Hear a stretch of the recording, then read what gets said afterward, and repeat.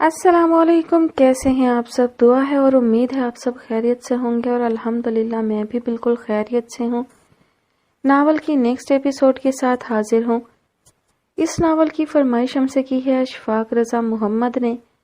Novel کا نام ہے رنگ ریز میرے، اور اس کی مصنفہ ہیں عفت صحت طاہر۔ قسط نمبر 13۔ لیکن ہم وہاں مہینوں تک کے لیے نہیں جا سکتے۔ ابھی تو وہاں جانے کے لیے بھی مشکلات فیس کرنا پڑیں گی۔ اگر تمہیں اعتراض ہے تو ٹھیک ہے، سارا پروگرام کینسل۔ تم چپ کر کے اپنی جاب کرو بس۔ وہ فوراً جابر باس بن گیا۔ اب آمنہ کے پاس اس سرفرے شخص کی بات ماننے کے علاوہ اور کوئی چارہ نہ تھا۔ اوکے، ڈن کرتے ہیں۔ آمنہ نے انگوٹھا دکھایا تو اس کے چہرے پہ طمانینت اتر آئی۔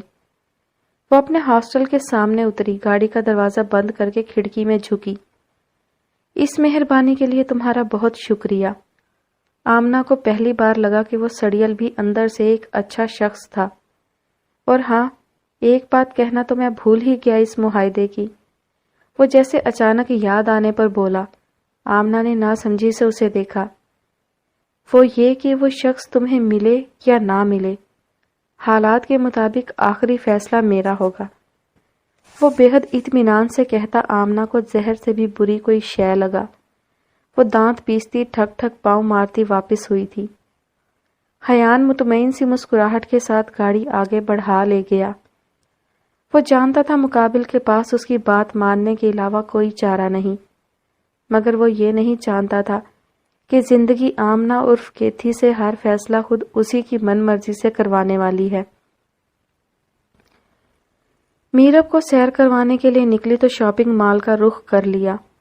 ونڈو شاپنگ کرتے کرتے ہی اسے میرب کے لیے پنک اور وائٹ سکرٹ بہت پسند آئی۔ کپڑے لے کر وہ نکلی تو میرب نے جھولے لینے کا شور مچا دیا۔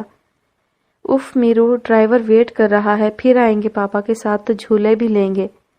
اسے سمجھانا چاہا لیکن میرب مچل اٹھی۔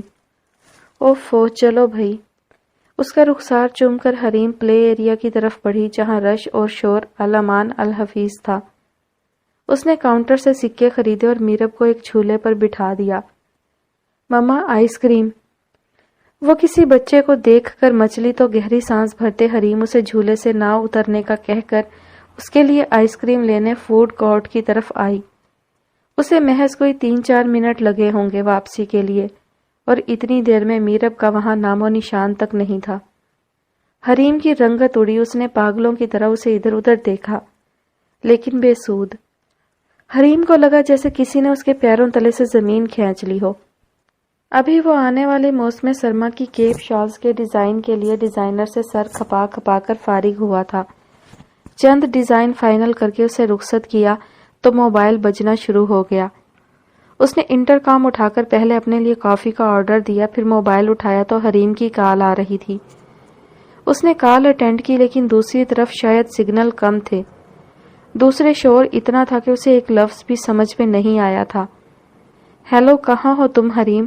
باہر نکلو، وہاں سے سگنل نہیں آ رہے، شاید آواز کم ہے، اس نے اونچی آواز میں کہا۔ کال کٹ گئی تھی۔ 1 منٹ کے بعد میسج ٹون بجی تو اس نے دیکھا حریم کا وائس میسج آیا تھا۔ سیاد کے ہونٹوں پہ محظوظ مسکراہٹ پھیلی۔ اس نے میسج سننے کے لیے اسکرین ٹچ کی۔ سیاد، میرب نہیں ہے، وہ کہیں بھی نہیں ہے یہاں، میں نے اسے ہر طرف دیکھ لیا، وہ نہیں مل رہی۔ حریم کی لرزتی کپ کپاتی وحشت زدہ سی آواز نے سیاد کے دل کو جیسے مٹھی میں لے لیا۔ وہ بے اختیار ہی اپنی نشست سے اٹھ کھڑا ہوا۔ فی الفور حریم کو کال بیک کرتا وہ گاڑی کی چابی اٹھاتے تیزی سے آفس سے باہر بھاگا تھا۔ حریم کی جان حلق میں اٹک گئی۔ اس کی سمجھ میں نہیں آ رہا تھا کہ وہ میرب کے بارے میں کس سے پوچھے۔ اس نے پاگلوں کی طرح عورتوں سے میرب کا حلیہ بتا کر اس کے بارے میں پوچھا، لیکن سب نے ہی انکار کیا تو وہ کچھ خیال آنے پر بھاگتی ہوئی ایکسیلیٹر کی طرف بڑھی۔ نیچے کی طرف مسلسل چلتی خودکار سیڑھیوں کو پھلانگتے ہوئے گراؤنڈ فلور پہ آئی۔ اس کے ذہن میں یہ خوش گمانی آئی شاید میرب سیڑھیاں اتر کر ڈرائیور کے پاس پہنچ گئی ہو۔ وہ پھولی ہوئی سانسوں اور اڑی رنگت کے ساتھ مال سے باہر نکلی اور تیزی سے اپنی گاڑی کی طرف بڑھی تو یہ دیکھ کر اس کے دل کی دھڑکن سست پڑ گئی کہ ڈرائیور اکیلا ہی گاڑی میں بیٹھا ہوا تھا۔ اسے دیکھ کر ڈرائیور فوراً مؤدب ہو کر سیدھا بیٹھا۔ میرب کہاں ہے؟ حریم ڈرائیور کی طرف کھڑکی میں جھک کر بے تابی سے پوچھنے لگی تو وہ حیران ہو گیا۔ میم، میرب بیبی تو آپ کے پاس تھی، میرے پاس تو نہیں آئی۔ یا اللہ! حریم نے بے اختیار ہوتے ہوئے پیشانی کو ہاتھ سے چھوا۔ اس کی آنکھوں سے آنسو بہنا شروع ہو گئے۔ ڈرائیور گھبرا کر گاڑی سے باہر نکل آیا۔ خیریت میم، کیا ہوا ہے؟ میرب کہیں نہیں مل رہی، میں اس کے لیے آئس کریم لینے گئی تھی، واپس آئی تو وہ نہیں تھی، میں دوبارہ اندر جا کر دیکھتی ہوں۔ وہ انہی قدموں پر واپس پلٹ گئی۔ ڈرائیور نے کچھ سوچ کر اپنا موبائل نکالا اور پریشانی کے عالم میں کسی کو کال ملانے لگا۔ کال ختم کرنے کے بعد وہ بھی تیزی سے شاپنگ مال کی طرف بڑھا تھا۔ سیاد اس کی بتائی جگہ پر پہنچا تو وہ روندے ہوئے لہجے میں اسی پلے ایریا میں مرد و زن کے ہجوم میں گھری ان کے سوالوں کے جواب دے رہی تھی۔ سیاد ہجوم کو چیرتے ہوئے اس تک پہنچا۔ کہاں ہے میرب؟ زیاد کو دیکھ کر وہ بے اختیار اس کی طرف لپکی۔ وہ نہیں مل رہی زیاد، میں نے اسے ہر جگہ ڈھونڈا ہے۔ حریم کو ٹوٹ کر رونا آیا۔ زیاد اسے لے کر ہجوم سے باہر نکل آیا۔ آخری بار تم نے اسے کہاں چھوڑا تھا؟ زیاد نے پوچھا۔ وہ جھولا جھول رہی تھی، اس نے آئس کریم کھانے کی ضد کی تو میں اسے جھولے پہ چھوڑ کر آئس کریم بار تک گئی تھی، بس واپس آئی تو وہ… حریم بات ادھوری چھوڑ کر رو دی۔ پریشانی کے عالم میں زیاد اس کا ہاتھ تھام کر اوپر پلے روم کی طرف بڑھا۔ اس نے پورے اپر فلور پر اپنے دل کی تسلی کی خاطر ایک بار پھر میرب کو ڈھونڈنے کی کوشش کی، لیکن ان کی تلاش بے سود رہی۔ میرب کا کہیں نام و نشان تک نہ تھا۔ حریم کی ٹانگیں اس کا بوجھ سہارنے میں ناکام ہو گئیں تو وہ پاس پڑی کرسی پر ڈھیر ہو گئی۔ اس نے میز پر پیشانی ٹیک دی اور رونے لگی۔ بے وقوفی مت کرو حریم، اٹھو اور چل کے گاڑی میں بیٹھو، مجھے میرو کو تلاش کرنا ہے۔ سیاد نے سختی سے کہتے ہوئے اسے بازو سے تھام کر اٹھایا اور خود کار سیڑھیوں کے ذریعے گراؤنڈ فلور پر آ گئے۔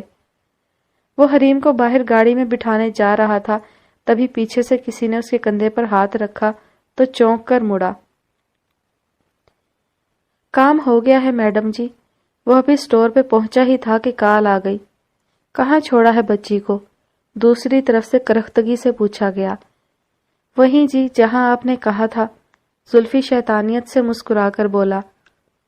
شاباش، بہت اچھا کیا، تمہیں جلد ہی تمہارا انعام مل جائے گا۔ بہت شکریہ میڈم جی، ایک بات پوچھنی تھی، آپ کی دشمنی کیا ہے اس بچی کے ساتھ یا حریم کے ساتھ؟ زلفی نے تھوڑی بے تکلفی دکھاتے ہوئے دل میں اٹکا سوال پوچھنا چاہا۔ تم اپنے کام سے کام رکھو، زیادہ بولو گے تو تھوڑے سے بھی جاؤ گے۔ لمحہ بھر کی خاموشی کے بعد دوسری طرف سے گراتی ہوئی آواز آئی تو زلفی گڑبڑا گیا۔ سوری جی، وہ ویسے ہی میرے ذہن میں ایک خیال آیا تو میں نے سوچا آپ سے پوچھ لوں۔ تم اپنے ذہن کو زیادہ سوچنے کی زحمت مت دو، جس کام کے پیسے ملتے ہیں اتنا ہی کرو اور اتنا ہی سوچا کرو، ورنہ پیسے کے لیے کام کرنے والے بہت ملتے ہیں، میں کسی اور کا انتظام کر لیتی ہوں۔ خشک لہجے میں کہا گیا۔ نہیں جی، میرا یہ مطلب نہیں تھا۔ زلفی پریشان ہونے لگا۔ اور یہ یاد رکھنا، کسی کو کسی بھی قسم کا نقصان نہیں پہنچنا چاہیے۔ میں تو بس جتنا آپ کہتی ہیں اتنا ہی کرتا ہوں، نہ کچھ زیادہ نہ کم۔ وہ جلدی سے بولا۔ گڈ، ابھی آدھے گھنٹے تک پیسے مل جائیں گے تمہیں۔ کال کٹ گئی لیکن زلفی کا ناچنے کو دل کر رہا تھا۔ اس بار اسے پورے 50,000 ملنے والے تھے۔ وہ پھلوں سے لدا پھندا گھر پہنچا تو نصرت بیگم نے گال پہ انگلی رکھ کر حیرت سے اسے دیکھا۔ کیا بات ہے، بابا کے اسٹور کی ساری کمائی ان عللوں تللوں پہ اڑانے کا تہیہ کر لیا ہے کمبخت۔ ایک پیسہ بھی اسٹور کی کمائی کا نہیں ہے اماں، یہ تمہارے بیٹے کی کمائی ہے، محنت اور خون پسینے کی۔ زلفی نے اترا کر کہا تو نصرت بیگم کی آنکھیں پھٹیں۔ نہ تو تیرا کون سا الگ کاروبار چل نکلا ہے جہاں سے یہ منو سلوا اتر رہا ہے؟ ایک دوست پراپرٹی کا کاروبار کرتا ہے اماں، اسی کے ساتھ لوگوں کو کرائے کے مکان اور خریدنے کے لیے زمین پلاٹ وغیرہ دکھاتا ہوں۔ اگر سودا طے پا جائے دونوں پارٹیوں میں تو مجھے بھی طے شدہ معاوضہ ملتا ہے۔ زلفی کا ہوم ورک پورا تھا. ڈھٹائی سے جھوٹ بول گیا تو نصرت بیگم نے تشکر کی سانس لی. اللہ تیرا شکر ہے میرے بچے کو بھی عقل آئی کہ اپنے مستقبل کی فکر کرنی ہے. بس اماں دیکھتی جاؤ تم عیش اپنے. زلفی مسکرایا. میں تو بس اس انتظار میں تھی کہ کب تو گھر چلانے کے قابل ہو اور کب میں تیری دلہن بیاہ کر لاؤں. نصرت بیگم بے حد خوش تھیں. اماں یہ اپنی حریم کا کچھ پتہ چلا کن حالات میں ہے؟ کھانے کے دوران زلفی نے سرسری لہجہ اپنا کر معلومات لینا چاہیں تو نصرت بیگم بھڑکیں. دفعہ دور، اب کہاں سے اپنی رہ گئی ہے وہ کلموہی. سیدھی سی ایک بات پوچھی ہے، اس میں بھی رولا ڈال لیا ہے تم نے اپنا. زلفی جھنجھلایا. اے تو مجھے کیا پتا، رول رہی ہوگی کہیں سڑکوں پہ. ایسیوں کی اخیر یہی ہوتی ہے. نصرت بیگم نے بددعائیہ انداز میں تجزیہ پیش کیا تو زلفی کوفت سے سر ہلا کر رہ گیا. اندر ہی اندر وہ فون والی عورت اور حریم کے رشتے پہ ہی اٹکا ہوا تھا. کوئی تو بڑا معاملہ ہے جس کی وجہ سے اتنا پیسہ خرچ کر رہی ہے میڈم. لوگ نفرت کے رشتوں کو محبت کے رشتوں سے زیادہ خلوص سے نبھاتے ہیں. وہ گنگناتی ہوئی لاؤنج میں داخل ہوئی تو رابعہ بیگم نے پسندیدگی سے اسے دیکھا. شکر ہے تمہارے بھی ہونٹوں پر مسکراہٹ نظر آئی. اچھا. وہ ہنستے ہوئے ان کے پاس صوفے پر آ بیٹھی. کیا کریں، دنیا خوش ہونے ہی نہیں دیتی. خود کو دنیا کے نہیں بلکہ دنیا کو خود کے تابع کرنا چاہیے میری جان. بالکل ویسے ہی جیسے کوئی انسان گاڑی چلا رہا ہو تو گاڑی پہ اپنا پورا کنٹرول رکھتا ہے، نہ کہ گاڑی کو اس کی مرضی پہ چھوڑ دیتا ہے. رابعہ بیگم نے پیار سے اس کے رخسار کو چھوتے ہوئے کہا. یہ باتیں صرف کہنے میں ہی آسان لگتی ہیں. وہ تلخی سے بولی. دنیا سے ہار مان لینا بزدلی کی نشانی ہے. انسان کو زندگی سے اپنی خوشیاں وصول کرنا آنا چاہیے، ورنہ لوگ تو دوسروں کو روند کر آگے نکل جاتے ہیں. خیر ہار تو میں نے بھی نہیں مانی، کچھ نہ کچھ تو زندگی سے وصول کر کے ہی رہوں گی. اس نے مصمم ارادہ ظاہر کیا. آج کل وہ پہلے سے بہت مطمئن نظر آتی تھی، جیسے زندگی گزارنے کا کوئی پلان وضع کر لیا ہو. رابعہ بیگم نے دل ہی دل میں اپنی بیٹی کی دائمی خوشیوں کے لیے دعا کی تھی. روبی کی طرف بھی چکر لگا لیتی، کب سے تمہیں یاد کر رہی تھی. ارے اب کہاں وہ ہمیں یاد کرتی ہیں، ان کا لاڈلا بیٹا جو آ گیا ہے. ڈھونڈ رہی ہوں گی اس کے لیے کوئی چوتھی بیگم. مائرہ نے مسکراہٹ دبائی. وہ رابعہ بیگم کے شازل کے ساتھ لگاؤ سے خوب واقف تھی، اس لیے جان بوجھ کر کہا تو حسب توقع وہ برا مان گئی. یہ کیا ہر وقت تم اس کی شادیاں گنتی رہتی ہو؟ وہ کون سا سر پہ لاد کے بیٹھا ہے، 3 بیویاں جا چکی ہیں اسے چھوڑ کر. بس پھر اس سے اندازہ لگا لیں کہ کوئی بھی عورت اس بندے کے ساتھ گزارا نہیں کر سکتی. مائرہ نے آگے جھک کر میز پر سے ٹی وی کا ریموٹ اٹھاتے ہوئے انہیں چھیڑا تھا. وہ گویا تڑپ ہی تو اٹھی. کیا فضول باتیں کر رہی ہو؟ ان غیر ملکی آزاد خیال لڑکیوں کو کہاں گھر بسانے آتے ہیں؟ اس بیچارے نے تو بہت کوشش کی کہ کسی ایک ہی کے ساتھ ذہن مل جائے، پر وہ کہاں رہتی ہیں پاکستانی بلکہ مسلمان شوہر کے اصول و قواعد کے مطابق. تو اس پاکستانی مسلمان کو کس نے کہا تھا کہ 3 بار انہی آزاد خیال لڑکیوں کو آزمائے؟ مائرہ نے چینل سرفنگ کرتے ہوئے منہ بنایا. ہاں تو ٹھوکر کھا کر انسان کو عقل آ جاتی ہے نا. اب اسی لیے تو مشرقی لڑکی ڈھونڈ رہا ہے جس کے ساتھ ساری زندگی گزار سکے. رابعہ بیگم نے بھانجے کی سائیڈ لی تو مائرہ مسکرا دی. چلو دیکھتے ہیں کہ شازل عباس کے سابقہ ریکارڈ کو دیکھتے ہوئے کون سی مشرقی لڑکی یہ قربانی دیتی ہے. ایویں قربانی؟ رابعہ بیگم دل ملائیں. عیش کرے گی جو بھی شازل کی زندگی میں آئے گی. مائرہ ان کی شکل دیکھ کر ہنسنے لگی. اف کس قدر سائیڈ لیتی ہیں آپ اس بندے کی. اسے تو گویا آپ کی طرف سے 7 خون معاف ہیں. فضول باتیں مت کرو اور چکر لگا لینا روبی کی طرف. کتنے ہی دن ہو گئے ملاقات نہیں ہوئی. رابعہ بیگم نے اسے پابند کرنا چاہا. دیکھوں گی، ابھی تو آؤٹ لیٹ پہ بھی جانے کو دل نہیں کر رہا. کچھ دن فرصت کو انجوائے کرنے دے مما جانی. اس نے جان چھڑائی. روبی تم سے بہت پیار کرتی ہے. رابعہ نے بیگم نے بات شروع کی. ہاں میری خالہ جو ہوئی، میں بھی ان سے بہت پیار کرتی ہوں. ٹی وی پہ نظریں جمائے مائرہ نے بے توجہی کے ساتھ جواب دیا. پھر ایک دم خیال آنے پہ ان کی طرف دیکھ کر بولی، فار گاڈ سیک، اب اپنے بھانجے کی تعریف نہ شروع کر دیجیے گا، وہ ٹاپک کلوز کر دیا تھا اس روز میں نے۔ ڈھونڈنے دیجیے روبی خالہ کو چاند سی بہو۔ اس کے قطعی انداز پر رابعہ بیگم گہری سانس بھر کر رہ گئی۔ وہ دونوں تیزی سے مینیجر کے آفس کی طرف بڑھے۔ ایک ویٹر نے انہیں مینیجر کے بلاوے کی اطلاع دی تھی۔ وہ دونوں آفس میں داخل ہوئے تو سامنے ہی کرسی پہ بیٹھی میرب کو چاک بار کھاتے دیکھ کر دونوں کی جان میں جان آئی۔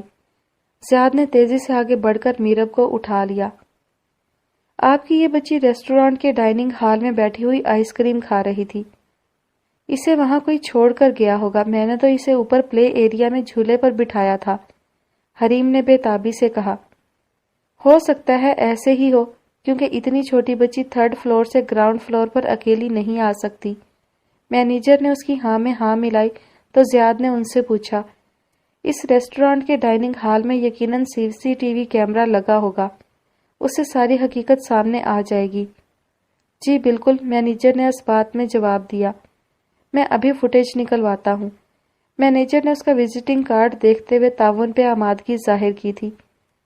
میں ان لوگوں کو گاڑی میں چھوڑ کر آتا ہوں، آپ اتنی دیر میں پچھلے 1 گھنٹے کی فوٹیج نکلوائیں۔ زیاد مینیجر کو تلقین کرتے ہوئے میرب کو اٹھائے ایک ہاتھ سے حریم کا ہاتھ تھامے آفس سے نکل آیا۔ ڈرائیور نے میرب کو ان کے ساتھ دیکھا تو شکر بجا لایا۔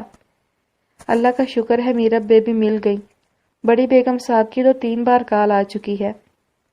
وہی اندر ہی تھی، ریسٹورانٹ میں چلی گئی تھی۔ زیاد نے تادیبی نظروں سے حریم کو دیکھا تو وہ خائف سی ہو کر دبے لہجے میں بولی، میں نے سوچا کہیں میرب آ کر گاڑی میں نہ بیٹھ گئی ہو، اس لیے آ کر ان سے پوچھا تھا۔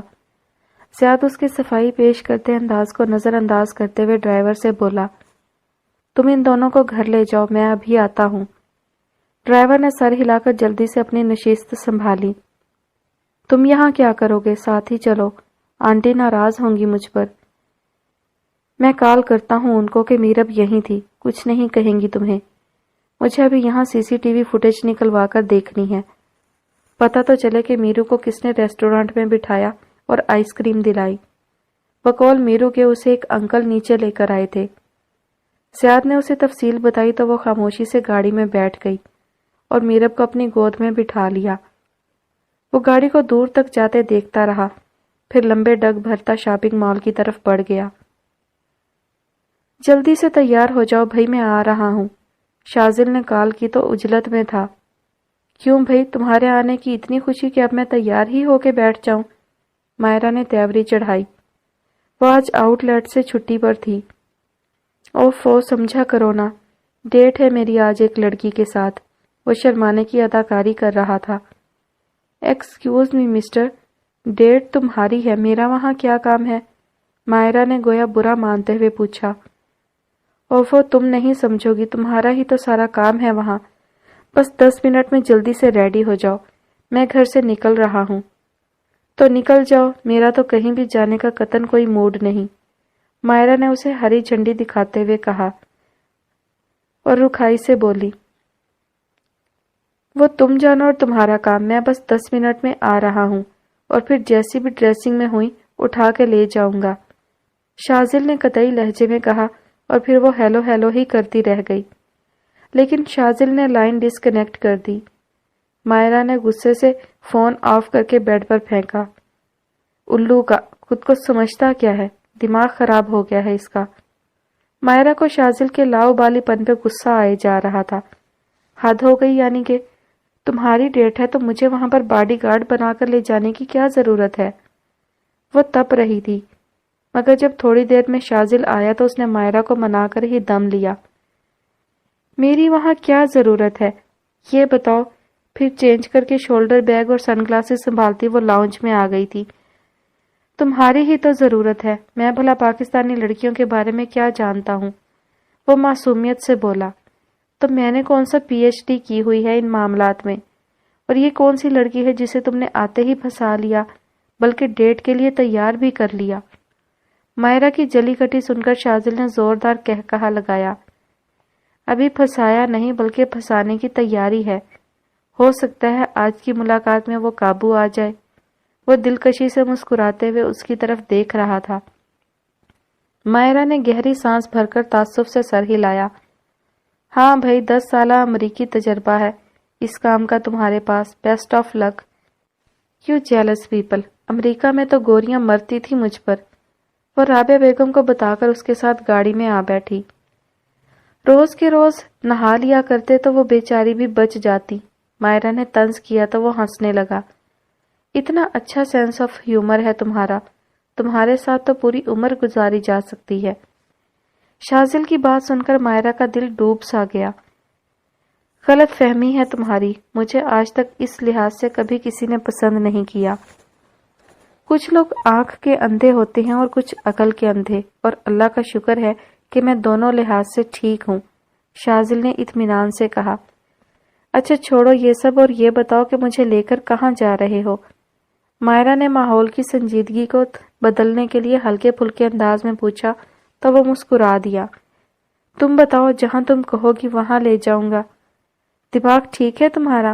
جہاں تمہاری ملاقات طے ہے ظاہر ہے وہیں جائیں گے، مائرہ نے اسے گھورتے ہوئے کہا۔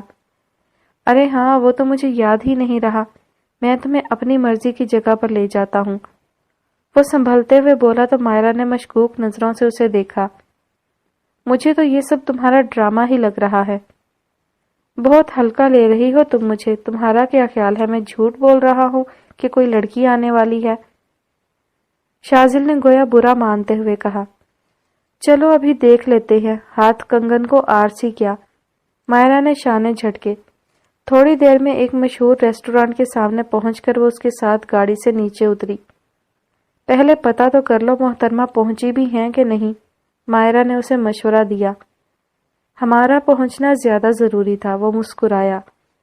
اس کی بات سن کر مائرہ نے اسے گھورا اور ریسٹورانٹ کے دروازے کی طرف بڑھ گئی۔ ویٹر نے انہیں ان کی ٹیبل تک پہنچایا۔ تم نے پہلے سے ٹیبل ریزرو نہیں کروائی ہوئی تھی؟ لڑکیوں پہ اچھا تاثر پڑتا ہے، مائرہ نے مینیو کارڈ اٹھاتے ہوئے اس سے پوچھا۔ میں نے سوچا تھا کہ پہلے تم سے تمہاری پسند کے ریسٹورانٹ کے بارے میں کنفرم کر لوں، ٹیبل تو مل ہی جاتی ہے۔ وہ دونوں بازو میز پر ٹکاتے ہوئے دلچسپ نظروں سے مائرہ کو دیکھ رہا تھا۔ اس نے چونک کر نظریں اٹھائیں اور شازل کو دیکھا، پھر کوئی خیال آنے پر اس نے مینیو کارڈ میز کی سطح پر رکھا اور سنجیدگی سے پوچھا۔ سچ سچ بتاؤ، کوئی اور بھی آ رہا ہے کہ نہیں؟ کیا تم مجھے جھوٹ بول کر یہاں لائے ہو؟ سچ بتاؤں تو صرف اور صرف تم ہی ہو، تم ہی کو انوائٹ کیا ہے اور تمہارے ہی لیے یہ ڈیٹ ہے، شازل نے خفیف سا ہو کر کہا تو وہ گہری سانس بھر کر ریسٹورانٹ میں ادھر ادھر دیکھنے لگی، جیسے کہ خود پر قابو پا رہی ہو۔ ناراض ہو؟ شازل نے پوچھا۔ اس فضول حرکت سے کون ناراض نہیں ہوگا؟ مائرہ نے اسے گھور کر دیکھا۔ میں تم سے بات کرنا چاہتا ہوں اور سیدھے طریقے سے تم میسر نہیں ہوتی، وہ معصومیت سے بولا۔ چلو الٹے طریقے ہی سے صحیح، آج میسر ہوں تو بات کر کے بات ختم کر لیتے ہیں، مائرہ نے یک لخت پرسکون ہوتے ہوئے کہا۔ دیکھو میں تم سے گھما پھرا کر کوئی بھی لمبی چوڑی بات نہیں کرنا چاہتا، صاف اور سیدھی سی بات ہے کہ میں تم سے شادی کرنا چاہتا ہوں۔ مانا کہ 3 ناکام شادیاں کر چکا ہوں، لیکن کوئی بات چھپائی نہیں ہے کسی سے، وہ اپنے مخصوص صاف کو انداز میں بولا، جبکہ وہ اس کی بات پہ چونکے بنا اسے اسی اطمینان اور سکون کے ساتھ دیکھ رہی تھی۔ بس ہو گئی تمہاری بات؟ وہ خاموش ہوا تو مائرہ نے اطمینان سے پوچھا۔ اس کے انداز نے شازل کو بے آرام کیا۔ بات یہ ہے شازل عباس کہ میں اس شادی وغیرہ کے چکر میں بالکل نہیں پڑنا چاہتی۔ تو ساری عمر تو ایسے نہیں گزارو گی نا؟ وہ خفا ہوا۔ ہاں نہیں گزرے گی، لیکن فی الحال میں نے ایسا کچھ نہیں سوچا۔ تم میری طرف سے آزاد ہو، جہاں چاہو شادی کر لو۔ فضول باتیں مت کرو، یہ ایک خوبصورت پروپوزل تھا شادی کے لیے، جس کا تم اتنا فضول اور بورنگ رسپانس دے رہی ہو۔ میں ایسی ہی ہوں شازل، اسی لیے تو کہا ہے کہ تم اپنی مرضی کے مطابق کوئی اچھی سی لڑکی ڈھونڈ لو اور اس سے شادی کر کے اپنی زندگی کو خوبصورت اور ایڈونچرس بنا لو۔ میں واقعی بہت بورنگ ہوں، مائرہ نے صاف صاف لفظوں میں کہا۔ وہ اسے کوئی بھی امید نہیں تھمانا چاہتی تھی۔ کیا تم ابھی تک زیاد کا انتظار کر رہی ہو؟ شازل نے گہری نظروں سے دیکھتے ہوئے پوچھا تو وہ ایک دم بھڑک اٹھی۔ It's none of your business, مجھے کسی سے بھی کوئی توقع نہیں ہے۔ میں اس شخص سے وابستہ تمام توقعات ختم کر چکی ہوں۔ میں تمہیں آفر کرتا ہوں مائرہ، میری طرف تم بہت نیک اور اچھی توقعات رکھ سکتی ہو۔ وہ شرارت سے بولا۔ شکریہ، مجھے کوئی ضرورت نہیں۔ وہ بیزاری کی انتہا پر تھی۔ کیوں اپنی زندگی کو دوسروں کی ٹھوکروں پر رکھ کر بیٹھی ہو؟ اپنے حصے کی خوشیوں کو دوسروں کا دکھ پال کر برباد کرنا نری بے وقوفی ہے۔ وہ سنجیدہ ہوا تو مائرہ نے اس کے آگے ہاتھ جوڑے۔ اللہ کا واسطہ ہے، کھانا منگوا لو اب، تمہارے اس فلسفے سے تو پیٹ نہیں بھرنے والا میرا۔ جواب تو وہی ہے جو میں تمہیں دے چکی ہوں، اس لیے وقت ضائع کرنے کا فائدہ نہیں۔ شاذل اسے گھورے گیا تو وہ مزید بولی، اب اگر تمہارا پروپوزل منع کرنے کے بعد تم نے مجھے لنچ کروانے کا پروگرام کینسل کر دیا ہے تو بھی بتا دو۔ مما نے آج بہت اچھا مینیو ریڈی کروانا تھا گھر پہ۔ شٹ اپ، کلستے ہوئے شاذل نے خفگی دکھائی اور ویٹر کو بلانے لگا۔ مائرہ مسکراہٹ دباتے ہوئے کرسی کی پشت سے ٹیک لگا کر اطمینان سے بیٹھ گئی۔ موسم بدل رہا ہے، سردی ہو گئی ہے اچھی خاصی۔ تم نے کہا تھا شاپنگ پہ چلیں گے، آج فارغ ہیں تو سردیوں کے لیے کپڑے خرید لیں۔ عائشہ نے لنچ کے دوران اس سے پوچھا تو وہ سادگی سے بولی، نہیں ابھی نہیں، زید نے بتایا تھا اکتوبر میں پاکستان میں گرمی ہوتی ہے۔ ہمارے کپڑوں کی شاپنگ کا پاکستان سے کیا تعلق ہے؟ عائشہ نے حیرت کے مارے پوچھا تو آمنہ مسکرا دی، کیونکہ اس بار اکتوبر میں ہم پاکستان جا رہے ہیں انشاءاللہ۔ عائشہ نے تحیر سے اسے دیکھا۔ یہ تم سے کس نے کہا ہے؟ تمہارے بھائی نے۔ اگلے ماہ تک انشاءاللہ ہمارا پاکستان جانے کا پروگرام ہے۔ حیان نے کہا ہے کہ وہ چلے گا میرے ساتھ۔ اس نے کہہ دیا اور تم نے مان لیا؟ وہ تو ایسے ہی کچھ بھی بولتا رہتا ہے۔ نہیں نہیں، اس نے مجھ سے وعدہ کیا ہے، آمنہ نے یقین بھرے لہجے میں کہا۔ اتنی مشکلوں اور مصیبتوں سے بچ کے آئی ہو اور پھر سے اپنی جان مصیبت میں ڈالنے کی تیاری کر رہی ہو۔ تھوڑا صبر کر لو، اگر قسمت میں ہوا تو تم زیاد سے ضرور ملو گی۔ نہیں، اب میں بالکل بھی دیر نہیں کرنا چاہتی۔ مجھے یوں لگتا ہے کہ ہر دن کے ساتھ وہ مجھ سے دور ہوتا چلا جا رہا ہے۔ اگر اسے اتنا ہی تمہارا احساس ہوتا تو وہ تم سے رابطہ کرنے کی کوشش کرتا۔ ہو سکتا ہے اس نے کوشش کی ہو، لیکن میرا موبائل چھین کر مجھے قید میں ڈالا جا چکا تھا۔ وہ رابطہ کب اور کیسے کرتا؟ موبائل تمہارا چھینا تھا، قید میں تمہیں ڈالا گیا تھا۔ زیاد کی اتنی تو ذمہ داری بنتی تھی کہ اپنا موبائل آن رکھتا تاکہ تم واپس آ کر اس سے رابطہ کر سکتی۔ عائشہ کو زیاد پر سخت غصہ تھا۔ یہ تو اب اس سے مل کر ہی پتہ چلے گا کہ اس پر کیا بیتی۔ آمنہ نے نرمی سے مسکراتے ہوئے کہا، تم جو بھی کہو، مجھے تو تمہارا یہ فیصلہ بالکل بھی پسند نہیں آیا۔ عائشہ کی بھوک اڑ گئی تھی۔ مجھے لگتا ہے کہ حیان کا بھی دماغ خراب ہو گیا ہے، ورنہ وہ خود کو اور تمہیں بھی مشکل میں ڈالنے کا نہ سوچتا۔ جانتی ہو اگر تم پر کسی کی نظر پڑ گئی تو تم دونوں کتنی بڑی مشکل میں گھر سکتے ہو۔ اللہ مالک ہے، وہ یقیناً میرے لیے بہتر ہی کرے گا، لیکن ایک بار اپنی قسمت کو آزمانا ضرور چاہتی ہوں۔ میری تو یہ سمجھ میں نہیں آ رہا کہ میں کیا ری ایکشن دوں، تم دونوں ہی بے وقوف ہو اور پاگل بھی۔ تمہارے بھائی کا اس میں کوئی قصور نہیں، یہ میرا فیصلہ ہے۔ وہ تو بس میری سیکیورٹی کے خیال سے میرے ساتھ جانے کا پروگرام بنا بیٹھا ہے۔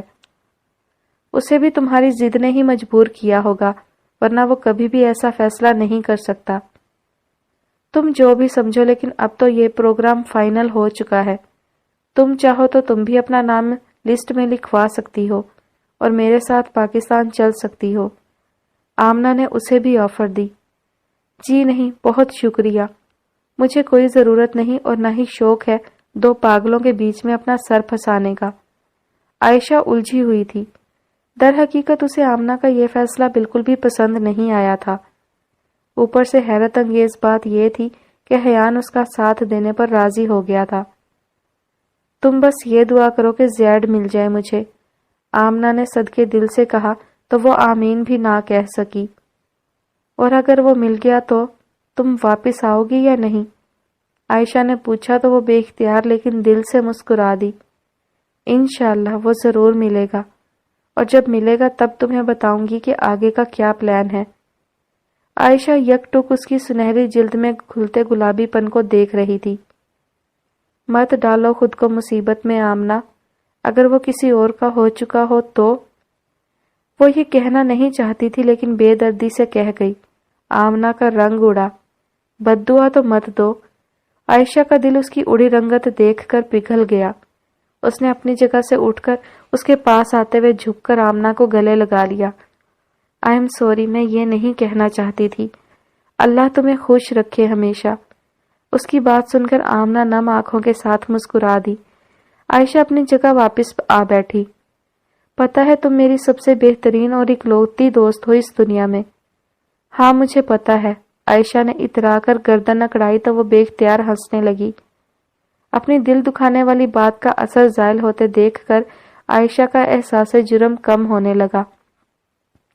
چلو جلدی کرو ورنہ جلاد چھوڑے گا نہیں ہمیں۔ لنچ ٹائم سے 10 منٹ اوپر ہو چکے ہیں۔ آمنہ کو وقت گزرنے کا احساس ہوا تو وہ اٹھ کھڑی ہوئی۔ عائشہ نے بھی فوراً اس کی تقلید کی۔ وقت کی پابندی کے معاملے میں حیان اپنے باپ پر تھا۔ منٹوں سے حساب سے پیسے کاٹنے کی دھمکی اس نے ہر ملازم کو دے رکھی تھی۔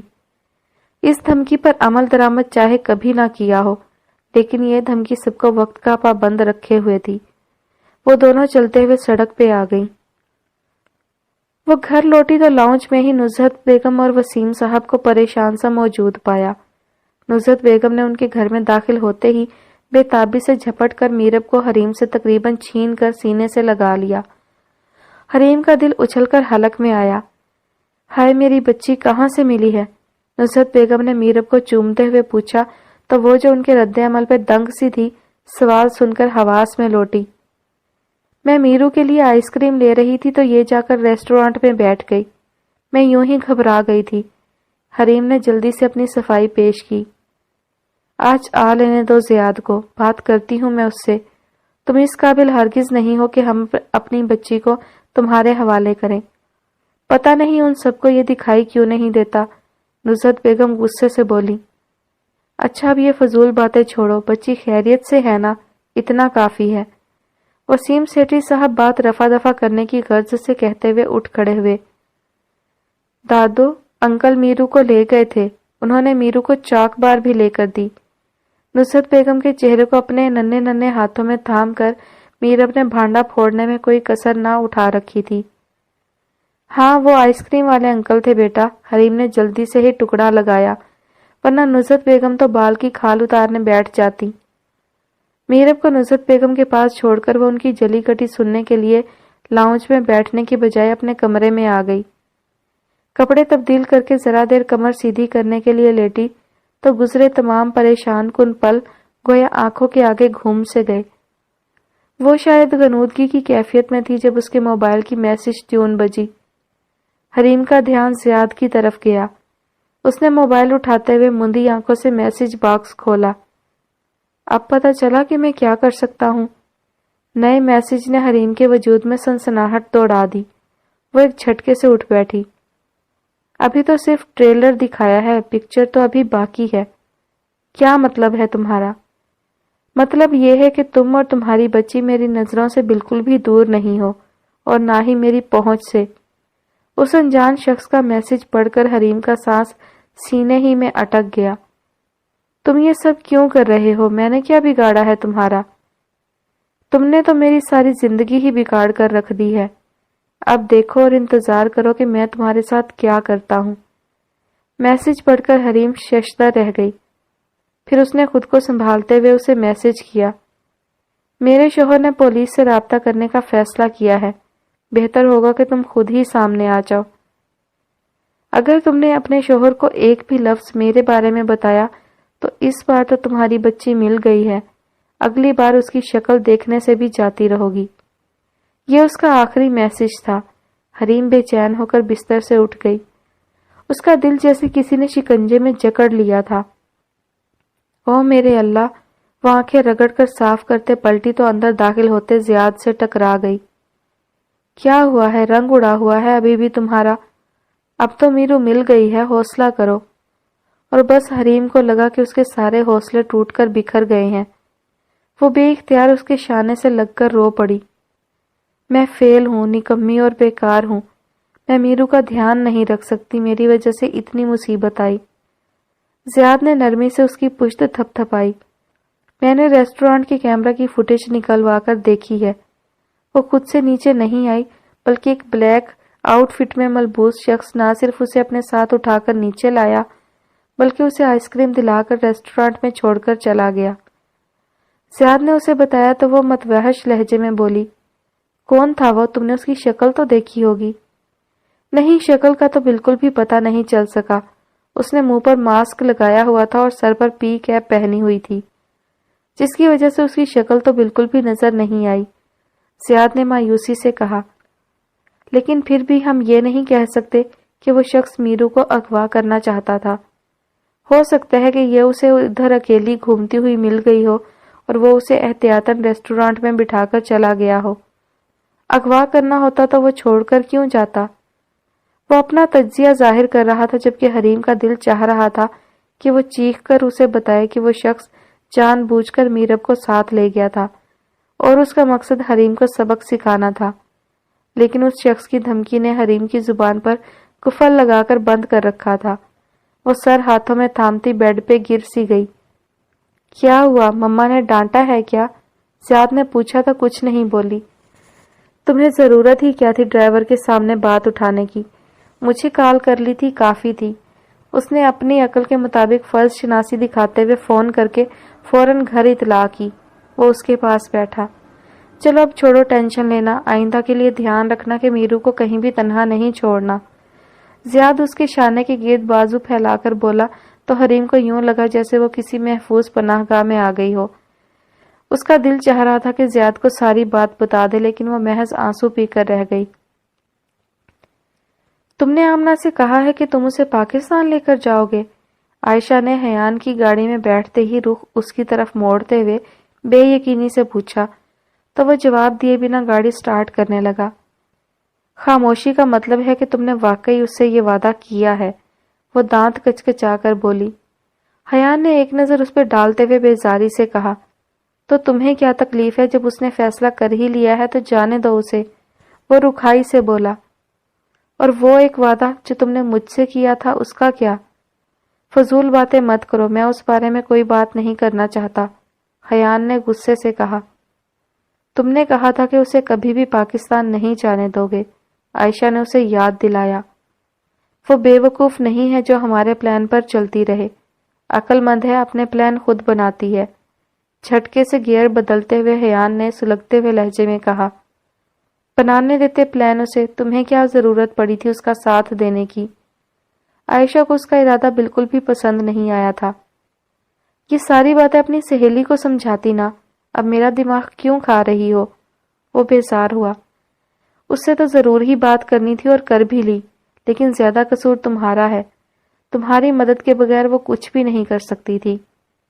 اسی لیے میں اس کی مدد کرنا چاہتا ہوں تاکہ وہ اپنی زندگی کا ہر فیصلہ آسانی کے ساتھ کر سکے، مجبوراً نہیں۔ حیان کے چہرے پہ ضبط کی سرخی پھیلی۔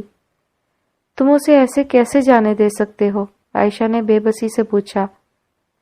میں اسے روک بھی نہیں سکتا۔ اچھا ہے اسے صحیح صورتحال کا پتہ کر کے اپنے ماضی سے چھٹکارا پا لینے دو۔ حیان نے تیزی سے سٹیئرنگ گھماتے ہوئے ایک نظر بہن کو دیکھا۔ وہ ناراض سے تاثرات لیے ونڈ سکرین کے پار دیکھنے لگی۔ حیان گہری سانس بھرتے ہوئے احتیاط سے گاڑی ڈرائیو کرنے لگا۔ اسے ڈرائیونگ کے دوران حساس معاملات پر بحث بالکل بھی پسند نہیں تھی۔ توجہ نہ ڈرائیونگ پر رہتی تھی نہ بات پہ۔ عائشہ بھی یہ بات جانتی تھی، سو چپ ہو رہی۔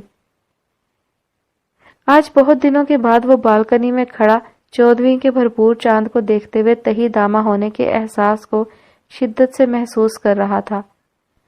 حریم کے ساتھ سمجھوتے کی راہ پر چل تو پڑا تھا، لیکن جب بھی کیتھی سے کیے وعدے یاد آتے تو پاؤں تلے جیسے جلتے کوئلے بچھے ہوئے محسوس ہوتے تھے۔ کہاں کھو گئی ہو یار؟ زندگی بھر یہ اذیت شاید بھول نہ پاؤں کہ میں نے بیچ راستے میں تمہیں گنوا دیا، تنہا کر دیا، نہ جانے کیا سلوک کیا گیا تمہارے ساتھ۔ وہ درد کی انتہا پر تھا۔ دن میں تو وہ خود کو فرصت کے لمحات میسر آنے ہی نہیں دیتا تھا کہ جو اسے خود اذیتی کا شکار کریں۔ لیکن بعض اوقات تنہائی اس کے دل کے زخموں کو ادھیڑ ڈالتی تھی۔ وہ اپنے فرائض کی ادائیگی میں بہت کھرا تھا، اس لیے حریم کو اپنی زندگی اور گھر میں وہ مقام دے دیا جو اس کا حق تھا، لیکن یہ دل اور یہ جذبات و احساسات موڑے نہیں مڑتے تھے۔ اب بھی ٹوٹ کر اس لڑکی کی یاد آ رہی تھی، اس کی زندگی میں آنے والی پہلی لڑکی، اس کی پہلی محبت۔ پہلی محبت، وہ ٹھٹکا، تو کیا دوسری بھی؟ گنتی کا تصور تو وہاں ہو جہاں کوئی اور بھی ہو۔ اس نے نفی میں سر ہلایا۔ تم تھی، تم ہی ہو، تم ایک اکیلی۔ اسی وقت ایک دم سے کافی کا بھاپ اڑاتا مگ اس کے سامنے آ گیا تو وہ چونکا۔ آپ کی کافی؟ حریم اداس آنکھوں کے ساتھ مسکرائی۔ وہ اپنے لیے چائے لائی تھی۔ Thank you. اس نے مگ تھام لیا اور بالکنی میں رکھی کرسی پر آ بیٹھا۔ آ جاؤ۔ زیاد نے دوسری کرسی کی طرف اشارہ کیا تو وہ اس کے مقابل آ بیٹھی۔ آج رات بہت اداس لگ رہی ہے مجھے۔ روشنی بکھیرتے چاند کو ایک نظر دیکھ کر زیاد نے گویا اسے بھی شامل خیال کرنا چاہا۔ آج 14ویں کی رات ہے، بہت خوبصورت اور مکمل چاند ہے، لیکن شاید تمہارا دل اداسی کی زد میں ہے۔ میں نے تو یہی سنا ہے کہ جیسا موڈ ہو ویسا منظر ہوتا ہے، موسم تو انسان کے اندر ہوتا ہے۔ حریم بھی خود کو پریشانی اور ٹینشن سے نکالنا چاہتی تھی، اس لیے مسکرا کر بات بڑھائی۔ زیاد نے گہری نظروں سے اسے دیکھا۔ صحیح کہہ رہی ہو، شاید اندر کا موسم ہی اداس ہے، بھیگا ہوا، نم سا۔ وہ اس کی تائید کرتے ہوئے بولا تو حریم کے لبوں پر پھیکی سی مسکراہٹ پھیل گئی۔ تم نے بہت جلدی کی، تھوڑا سا انتظار کرتے تو کیتھی واپس آ جاتی۔ تم اس سے شادی کر سکتے تھے، وہ بھی میرب کے لیے ایک اچھی ماں ثابت ہوتی۔ حریم کی بات سن کر زیاد کے چہرے پر سنجیدگی پھیل گئی۔ اچھی بیوی وہ ہوتی ہے جو شوہر کو فضول اور پسماندہ خیالات سے نکال کر فریش کر دے، نہ کہ تم جیسی بے وقوف ہوتی ہے، خود شوہر کو کسی اور کو دان کر دینے والی۔ زیاد نے اس کی لاپرواہانہ سوچ پر طنز کیا۔ I'm so sorry، وہ خفیف سا ہو کر بولی۔ مجھے لگا کہ تم اپنی گزشتہ زندگی کو سوچ کر اداس ہو رہے ہو۔ اس میں کوئی شک نہیں، جھوٹ نہیں بولوں گا، میں ماضی کی گلیوں میں ہی پھر رہا تھا۔ بیوی کے رشتے سے تم مجھے اپنی طرف پلٹا سکتی ہو، لیکن یہاں تو ایسا کوئی سین ہی نظر نہیں آتا۔ زیاد نے گہری سانس بھری۔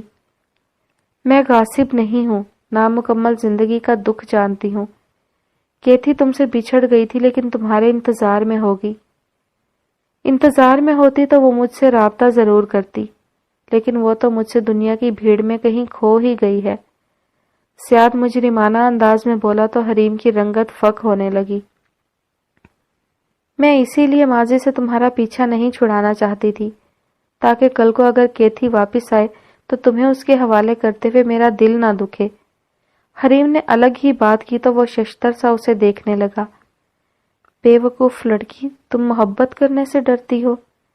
نہیں، میں کسی کا حق مارنے سے ڈرتی ہوں۔ محبت کو پا کر کھونا ایسا ہی ہے کہ جیسے انسان اپنی زندگی کی سب سے قیمتی اور پیاری چیز کھو دے۔ میں بہت چھوٹے دل کی لڑکی ہوں، میری قیمتی چیز کھو جائے تو مجھے بہت دکھ ہوتا ہے۔ اس کی آنکھوں میں آنسو آ گئے تھے۔ اس کی باتوں نے زیاد کی سوچوں کا رخ بدل دیا۔ اب وہ محظوظ انداز میں مسکرا رہا تھا۔ پھر اس نے دلچسپی سے پوچھا، اچھا، اور کس بات سے دکھی ہوتی ہو تم؟ ایسے ہی چھوٹی چھوٹی باتوں سے، جیسے اماں مجھ سے زیادہ نرمین سے پیار کرتی تھیں تو مجھے بچپن میں بہت دکھ ہوتا، کیونکہ میں اماں کی زیادہ فرما بردار تھی، لیکن پہلی اولاد ہونے کے ناطے نرمین نے اماں اور ابا دونوں کی سب سے زیادہ محبت وصول کی۔ اولاد تو ساری ایک جیسی ہوتی ہے، کمیاں زیادہ محبت والی بات سمجھ میں نہیں آئی۔ زیاد نے کہتے ہوئے کافی کا گھونٹ بھرا۔ بس کچھ بچے اپنی عادات و خصائل کی بنا پر والدین کے دل کے زیادہ قریب ہوتے ہیں، حریم نے مختصر جواب دیا۔ وہ خاموش ہوئی تو یوں لگا جیسے بات کرنے کو کچھ نہ بچا ہو۔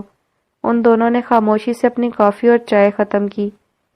زیاد نے خالی مگ حریم کی طرف بڑھایا۔ مگ تھامتے ہوئے حریم نے جیسے کسی فیصلے پر پہنچ کر مضبوط لہجے میں کہا، مجھے تمہیں ایک بہت ضروری بات بتانی ہے۔ وہ اتنا کہہ کر رک گئی۔ زیاد نے سوالیہ نظروں سے اس کی طرف دیکھا۔ اس نے اس سے وعدہ لیا، پہلے یہ بتاؤ کہ تم غصہ یا ناراض تو نہیں ہوگے؟ ناراض کیوں ہوں گا؟ کیا تم نے کچھ غلط کیا ہے؟ ہاں کچھ ایسا ہی ہے، حریم نے اس سے نظر ملائے بغیر اعتراف کیا۔ اب تم نے یہ بتا دیا ہے کہ کچھ غلط کیا ہے، تم نے تو اب بات سنے بغیر کیسے وعدہ کر سکتا ہوں نہ ڈانٹنے کا؟ زیاد کے چہرے پر مسکراہٹ پھیلی۔ نہیں، یہ ایسی بات ہے کہ اسے سننے کے لیے تمہیں پہلے مجھ سے ناراض نہ ہونے اور نہ ڈانٹنے کا وعدہ کرنا پڑے گا۔ حریم نے اپنے ہاتھوں کی لرزش پہ قابو پانے کی کوشش کی۔ چلو ٹھیک ہے، کیا یاد کرو گی؟ وعدہ رہا، نہ ڈانٹوں گا اور نہ ہی ناراض ہوں گا۔ وہ ہنس دیا۔ حریم نے دونوں مگ ٹیبل پر رکھے اور اپنی پوری ہمت جمع کرتے ہوئے ذرا سی پلکیں اٹھا کر زیاد کے مسکراتے چہرے کو دیکھا۔ اس کے ذہن میں یہ خیال ابھرا کہ اس کی بات سن کر وہ دوبارہ کبھی حریم کے لیے نہیں مسکرائے گا، شاید نہیں، کبھی نہیں۔ کیتھی نے تمہیں کال کی تھی، اس نے گھبرا کر ایک دم سے کہہ دیا تو زیاد کے تاثرات بدلے۔ کیا کہا؟ کہاں؟ کب؟ میں نے تو ابھی اپنا موبائل چیک کر کے رکھا ہے، مجھے تو کوئی کال دکھائی نہیں دی۔ ابھی نہیں، جب ہم فارم ہاؤس پر تھے، حریم نے مجرمانہ انداز میں کہا۔ تو تم نے مجھے بتایا کیوں نہیں؟ زیاد نے بمشکل ضبط کیا۔ میں تمہیں کھونا نہیں چاہتی تھی۔ اس نے ساری زندگی کا فلسفہ ایک جملے میں سمو دیا تھا۔ زیاد بے بسی سے اسے دیکھنے لگا۔ اس کا نمبر میں نے بلاک لسٹ میں ڈال دیا تھا تاکہ تم دیکھ نہ سکو۔ وہ آنسو بہاتے ہوئے اعتراف کر رہی تھی اور زیاد دم بخود سا منزل کو اپنے قریب آتے دیکھ رہا تھا۔ تم جانتی ہو حریم تم نے کیا کیا ہے؟ وہ صدمے میں گرا پوچھ رہا تھا۔ میرا ارادہ غلط نہیں تھا، میں ڈر گئی تھی اس وقت۔ حریم کا لہجہ آنسوؤں کی آمیزش لیے ہوئے تھا۔ تمہارا دماغ خراب ہو گیا تھا اور کچھ نہیں۔ نہ جانے وہ کس مشکل سے گزر کر مجھ سے رابطہ کر پائی ہوگی، اور تم نے اس کی ہر آس، ہر امید توڑ ڈالی۔ وہ موبائل اٹھاتے ہوئے جس بےتابی سے بلاک لسٹ کھنگال رہا تھا، اس نے حریم کا دل مٹھی میں کر لیا۔ یہی ایک پل تو تھا جس کا وہ سامنا نہیں کرنا چاہتی تھی۔ آئی ایم سوری زیاد۔ خود سے پوچھو تمہارا یہ عمل معافی کے لائق ہے؟ وہ سرد مہری سے بولا تو آنسو حریم کے رخساروں پہ پھیلنے لگے۔ مجھے اس وقت یہی ٹھیک لگا، میں جانتی ہوں کہ غلط تھا، اسی لیے بتا دیا۔ وہ کوئی جواب دیے بنا موبائل لیے بالکنی میں نکل گیا تو حریم دونوں ہاتھوں میں چہرہ چھپائے بستر پہ گر سی گئی۔ میرے ساتھ یہ مت کرو زیاد، میں مر جاؤں گی۔ میرے پاس تو تمہارے علاوہ اور کچھ ہے ہی نہیں۔ حریم کا دل کرلا رہا تھا۔ نصرت بیگم نے دھونے والے کپڑے اکٹھے کرنے شروع کیے۔ آج واشنگ مشین لگانے کا ارادہ کیا تو گھر کے کونے خدروں میں سے بھی جیسے کپڑے نکلتے چلے آ رہے تھے۔ اس قدر نالائق اولاد ہے میری، 70 بار کہا ہے کہ گندے کپڑے کھونٹی پہ ٹانگا کرو، پر نہیں، چاہے تو بستر کے نیچے، چاہے کرسی پہ ڈھیر لگا دیے۔ وہ بڑبڑاتے ہوئے کھونٹی پر سے کھینچ کھینچ کر کپڑے اتار رہی تھی جب دھپ کی آواز کے ساتھ کوئی چیز نیچے گری۔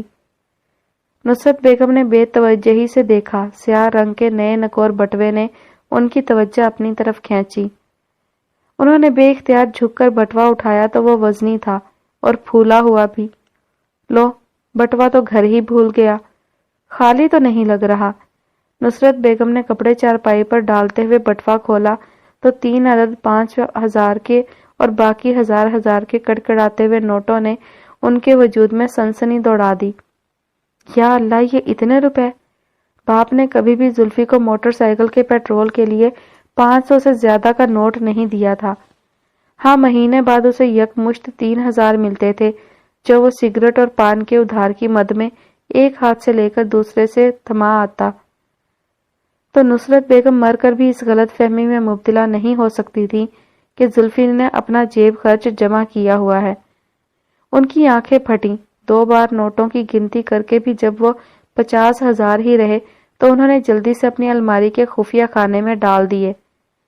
آج آ لینے دو اسے، یہ کون سا منافع ہے جو ہزاروں میں مل رہا ہے، اور یہ کون سی نوکری ہے جو ہم سے ہی چھپائی جا رہی ہے۔ کمبخت مارا کہیں باپ کا سٹور ہی نہ بیچ ڈالے۔ نصرت بیگم کا دل بھی زلفی کی کمائی کے خیال سے خوش ہوتا تو کبھی انہونے خیالات سے لرزنے لگتا۔ شوہر کو کچھ بھی بتانے سے پہلے وہ زلفی سے اس مدعے پر بات کرنا چاہتی تھی۔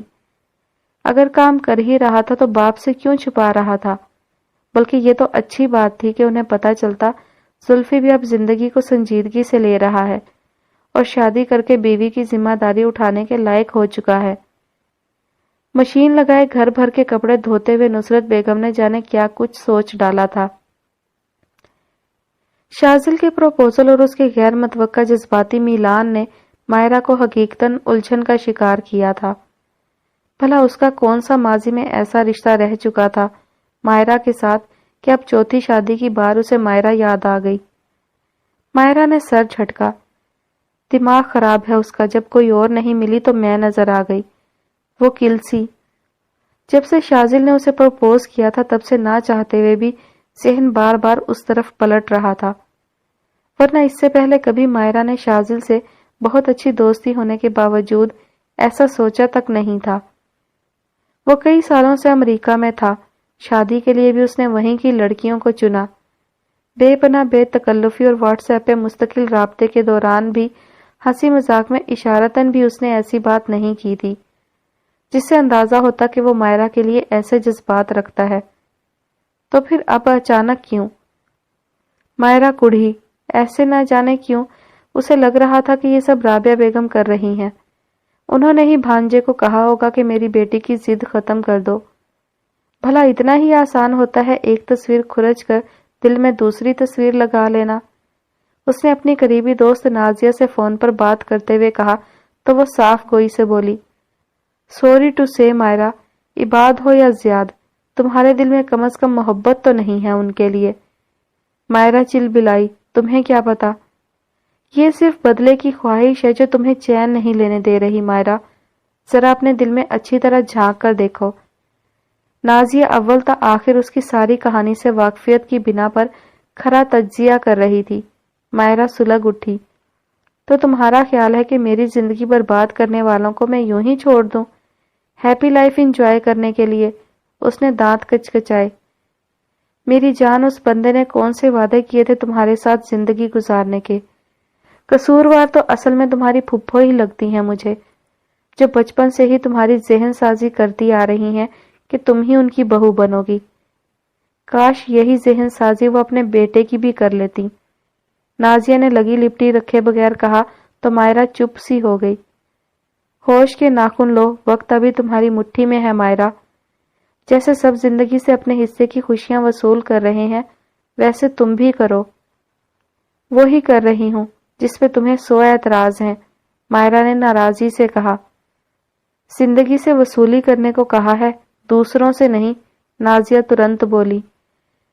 دیکھو مائرہ، میرے اور تمہارے سٹیٹس میں بہت فرق ہے، شاید میری سوچ سے تم متفق نہ ہو، لیکن دوسروں کی خوشیاں چھین کر اپنے نام کی کوشش میں ہم اپنے حصے کی خوشیاں اکثر گنوا بیٹھتے ہیں، اور ہمیں جوش میں اندھے ہو کر احساس ہی نہیں ہوتا اس بات کا۔ تو تمہارا کیا خیال ہے کہ مجھے خوشی سے پھولے نہیں سمانا چاہیے اس گھسے پٹے پرپوزل پہ؟ کیا میں اسی قابل ہوں کہ مجھے کوئی اپنی چوتھی بیوی بنائے؟ وہ پھٹ پڑی۔ تو مت کرو، کس نے کہا ہے کہ زبردستی ہے؟ نازیہ اس کی بات کے جواب میں اپنی بات پہ زور دیتے ہوئے بولی، یہ پروپوزل تو ایک روزن ہے، ایک کھڑکی ہے جہاں سے تم دوسری طرف موجود دنیا میں جھانک سکتی ہو۔ تمہاری اس محدود سوچ والی دنیا سے نکلنے کا راستہ بنا ہے یہ پروپوزل۔ تم بے شک شازل کے پروپوزل سے انکار کر دو مائرہ، لیکن خدارا اس محدود سوچ سے نکلو، نئی راہیں تلاشو اپنے لیے۔ وہ جیسے زچ آ گئی تھی۔ مائرہ نے گہری سانس بھری اور اکتا کر بات سمیٹ دی۔ چلو ٹھیک ہے یار، پھر بات ہوگی، ابھی میرا دماغ بہت خراب ہو رہا ہے۔ اوکے ٹھیک ہے، بس ریلیکس رہو، پازیٹیو رہو، انشاءاللہ بہتر ہوگا تمہارے لیے، نازیہ نے خلوص سے کہا تو مائرہ نے موبائل آف کر کے ایک طرف ڈال دیا اور سر ہاتھوں میں تھام لیا۔ حیان، وہ پھولی سانسوں کے ساتھ اس کے پیچھے بھاگ رہی تھی۔ اب اللہ جانے حیان نے اس کی آواز سنی تھی یا نہیں، یا سن کر نظر انداز کر دیا تھا۔ آمنہ کو دوسرا خیال زیادہ سچا لگ رہا تھا۔ ہاتھ میں شاپنگ بیگ لیے وہ پرہجوم سڑک پر لمبے ڈگ بھرتا جا رہا تھا۔ ایک تو اس شخص کی ٹانگیں اتنی لمبی ہیں، اتنا تیز بھی بھلا کوئی چلتا ہے۔ وہ اب تقریباً بھاگ کر اس کی ہم قدم ہوئی۔ حیان نے اسی رفتار سے چلتے ہوئے گردن گھما کر اچٹتی نگاہ اس پر ڈالی، مگر رفتار کم نہیں کی۔ تم نے کبھی میراتھن میں حصہ لینے کا نہیں سوچا؟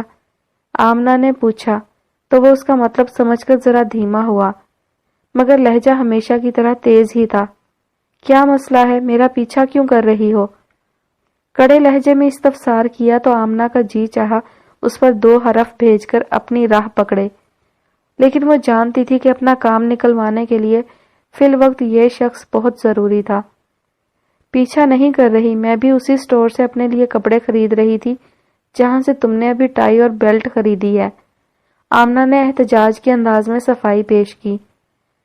میرا خیال ہے کہ میں ان چیزوں کی پیمنٹ کر کے اس کی رسید لے کر آیا ہوں، ان میں سے کچھ بھی چوری کا نہیں ہے، یقین کرو۔ وہ رکا اور اسے گھورنے لگا۔ آمنہ نے بھی رک کر اپنی سانس بحال کی۔ تم خامخواہ مجھ سے متنفر ہو اور جلی کٹی باتیں کرتے ہو ہمیشہ۔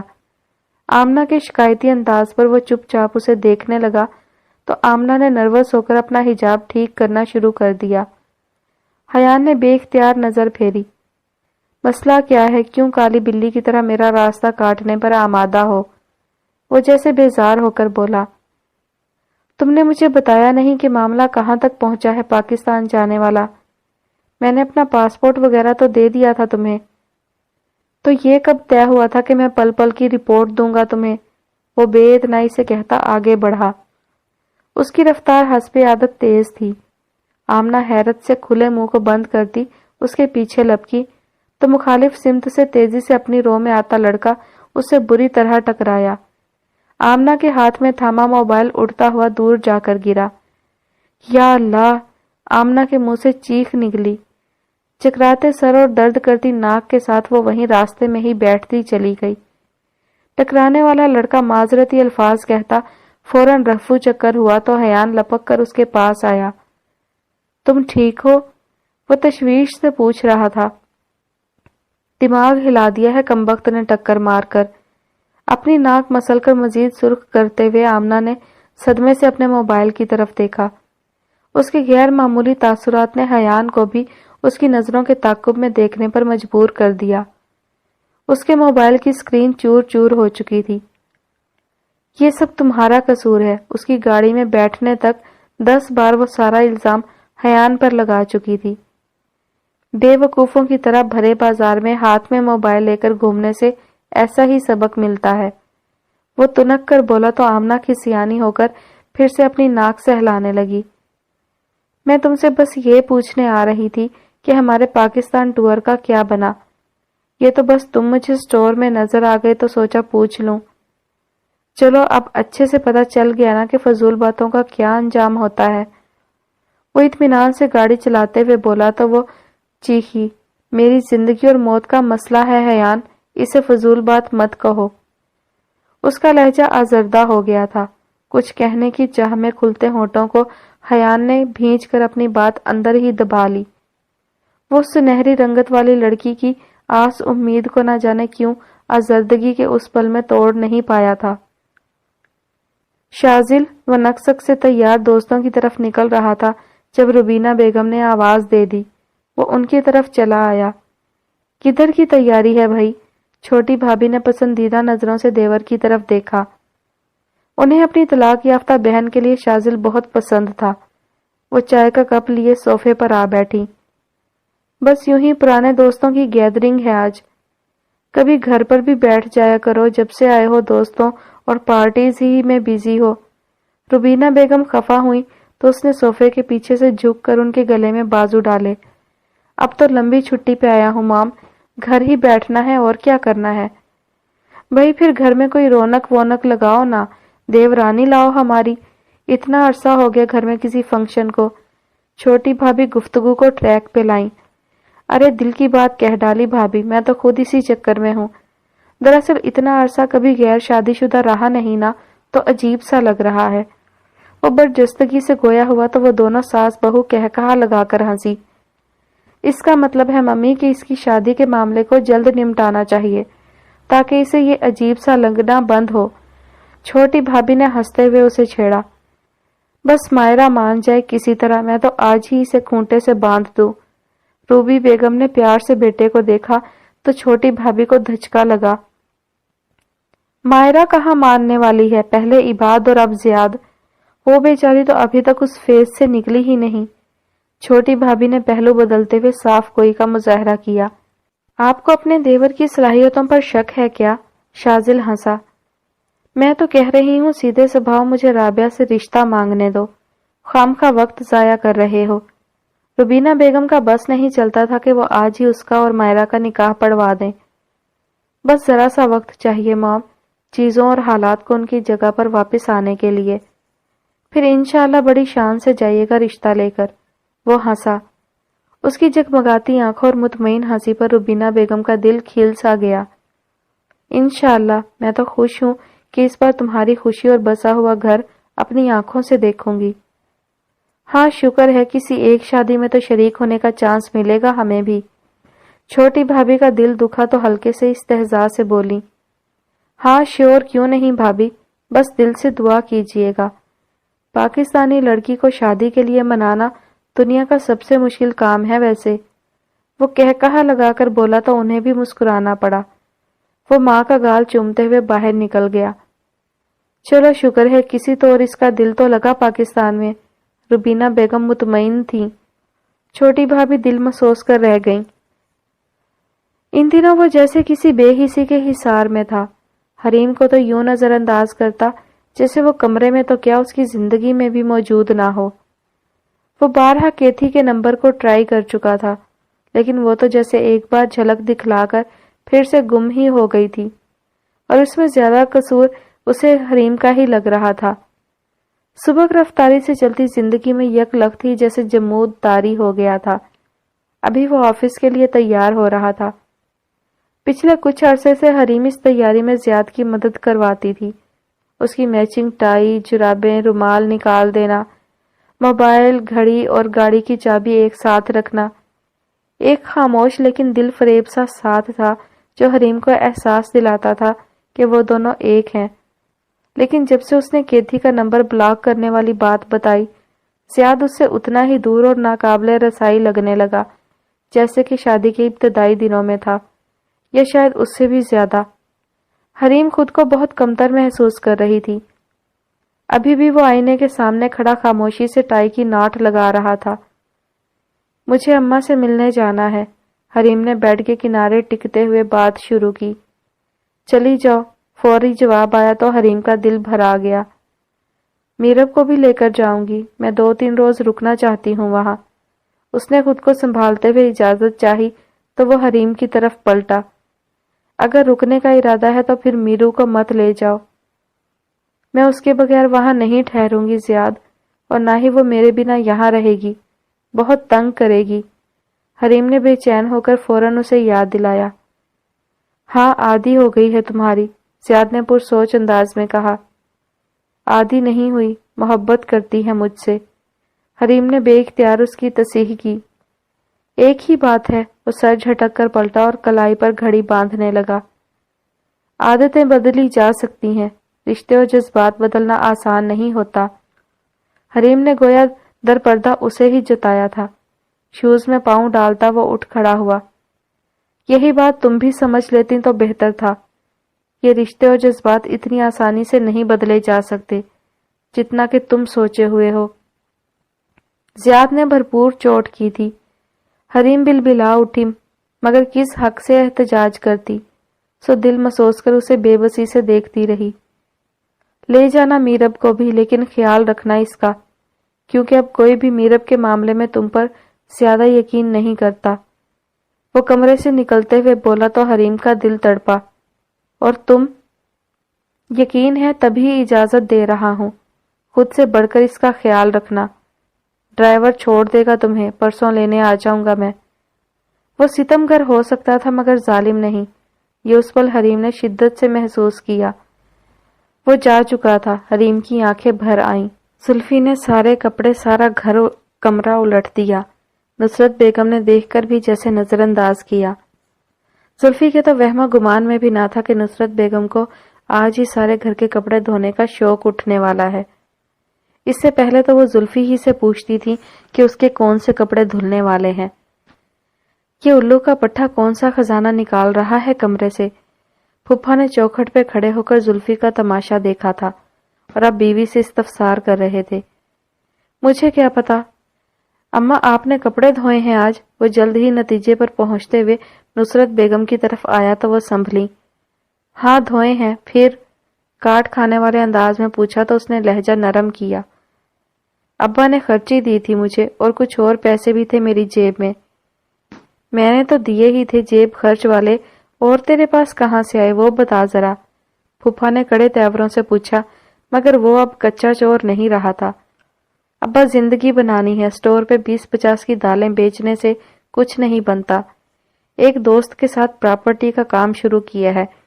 कोई मकान या जमीन बिके तो तयशुदा मुआवजा मिलता है तो हम दोनों बांट लेते हैं। वो ढिठाई से उसी झूठ पे डटा रहा जो वो माँ के सामने भी बोल चुका था। फूफा का मुंह बेयकीनी के मारे खुले का खुला रह गया। वाह मेरी औलाद इतनी काबिल। ना तो मुझे ये बता, अब तो मुझसे कमाई छुपा छुपा कर रखेगा। नुसरत बेगम को राई तो वो गड़बड़ाया। सरप्राइज भी तो कोई चीज होता है अम्मा। सोचा था कुछ अच्छे से सूट खरीद कर तोहफा दूंगा तुम दोनों को। इससे पहले ही हाथ की सफाई दिखा दी तुमने। लाओ कहाँ है मेरा वॉलेट। वो रवानी से झूठ दर झूठ बोलता था। फुफ्फा का दिल नरम पड़ने लगा। बहर कैफ निकम्मे बेटे की गैरत और अकल जाग गई थी। नुसरत बेगम ने चुपचाप वॉलेट लाकर जुल्फी को थमाया तो वो इत्मीनान की सांस भरता कमरे में गुम हो गया। इतना ही अच्छा काम है तो मैं भी यही शुरू कर लेता हूँ इसके साथ मिलके। फुफ्फा ने अपनी दाढ़ी खुजाते हुए पुरसोच अंदाज में कहा तो नुसरत बेगम ने जोरों शोर से मियाँ की हाँ में हाँ मिलाकर उन्हें जुल्फी और उसके दोस्त के साथ पार्टनरशिप का मशवरा दे डाला। अंदर धक धक करते दिल के साथ माँ बाप की बातें सुनता जुल्फी झंझला कर रह गया। कभी जो ये अब्बा मुझे खुशी से जीने दे, अब इन्हें बच्चे अगवा करने पे लगा दूं। पार्टनरशिप, हाँ। वो झंझलाते हुए सर झटक कर एहतियात के साथ नोट गिनने लगा। आओ बैठो। आज बहुत दिनों के बाद जियाद ने मायरा को रोका था। उसने फाइल मेज की सतह पर रखी और गहरी सांस भरती उसके मुकाबिल कुर्सी पर बैठ गई। शाजिल ने प्रपोज किया है तुम्हें? उसने लगी लिपटी रखे बगैर सीधे स्वभाव पूछा तो मायरा की पेशानी दहक उठी। ये तुम्हारा मसला नहीं है। तुम यहाँ सिर्फ मुझसे काम के मुतालिक बात कर सकते हो, मेरे निजी मामलात पर नहीं। वो उखड़ी।